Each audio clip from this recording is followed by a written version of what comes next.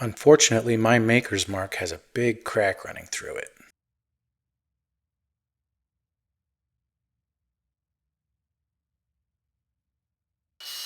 Let's make a new one. I'm using this spring steel from a coil spring off of a truck, and I'm cutting it here with my angle grinder. And you'll see here that this is a pretty big piece of spring steel. It's pretty thick.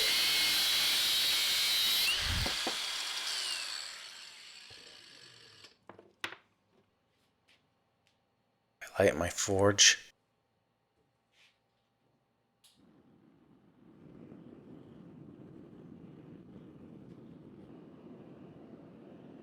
This steel has a coating on it that flames up really bad when you put it in the forge.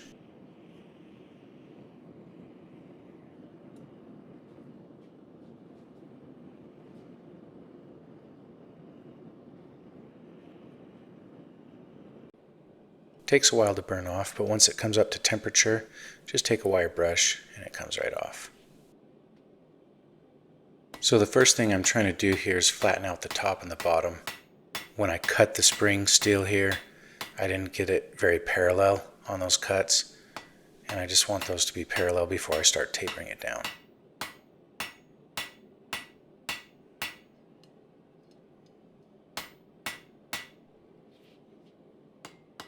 And then it's just a matter of tapering it down square, and once you taper it down, you can round it out.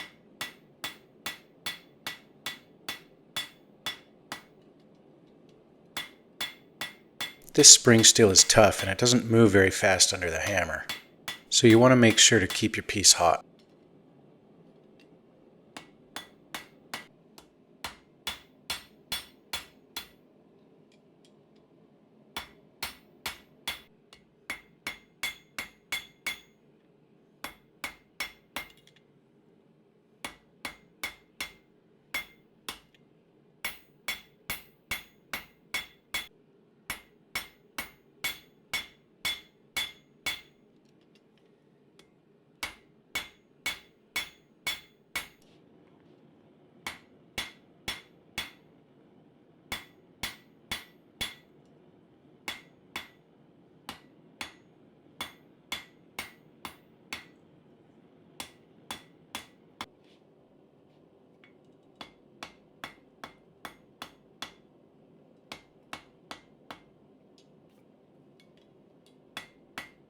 After tapering square, knock down your corners and create an octagonal shape.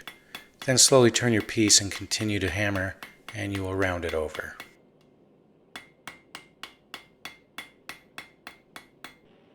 I put it back in the forge and let it cool down slowly as I turn off the gas, and I block off the front of the forge with a brick here to retain the heat.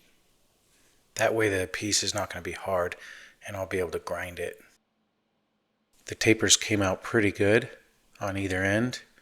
It's wider in the middle and tapers out, but as you can see, we've got some pretty bad fish slipping. That's no problem. Take it over to the 2x72 grinder and we'll get rid of those fish slips right now. As you can see, there's still a little bit of cold shut that I need to grind away.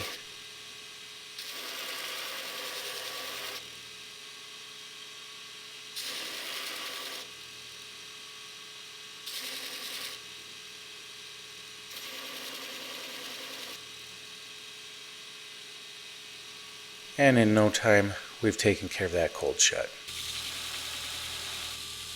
Next, I'm going to take one side and put 4 facets that taper more aggressively towards the top. And this is where I'm going to carve in my maker's mark. Just squaring it off with a file here and making sure that it's actually square.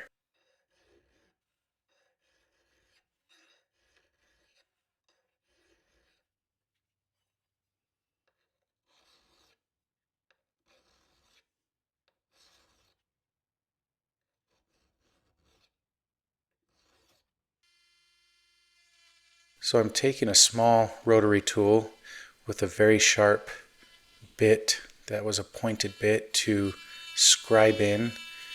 I'm just using my first initial in this stamp, and then I'm taking a really small ball burr to carve that where I scored my initial, and I'm carving it deeper.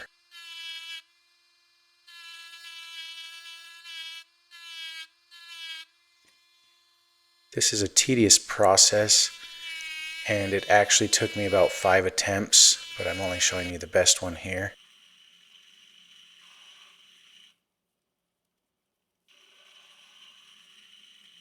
There, I got it looking pretty good, and then I smoothed it off on a really fine belt.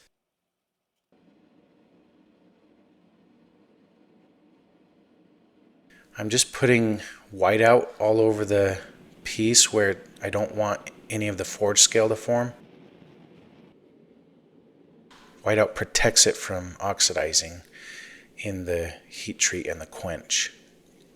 I just quench it in warm oil here, and it came out of the quench really good with no cracks. So I put it in the tempering oven at 400 degrees and a couple of 2-hour cycles to temper that.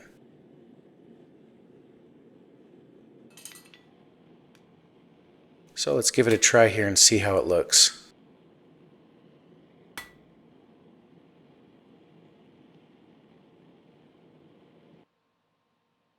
So I tried it quite a few times. These two that I circled here are the best.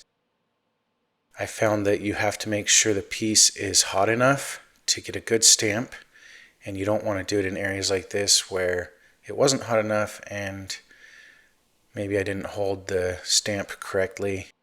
So you just got to make sure you hold it square to your piece and do it with your steel plenty hot.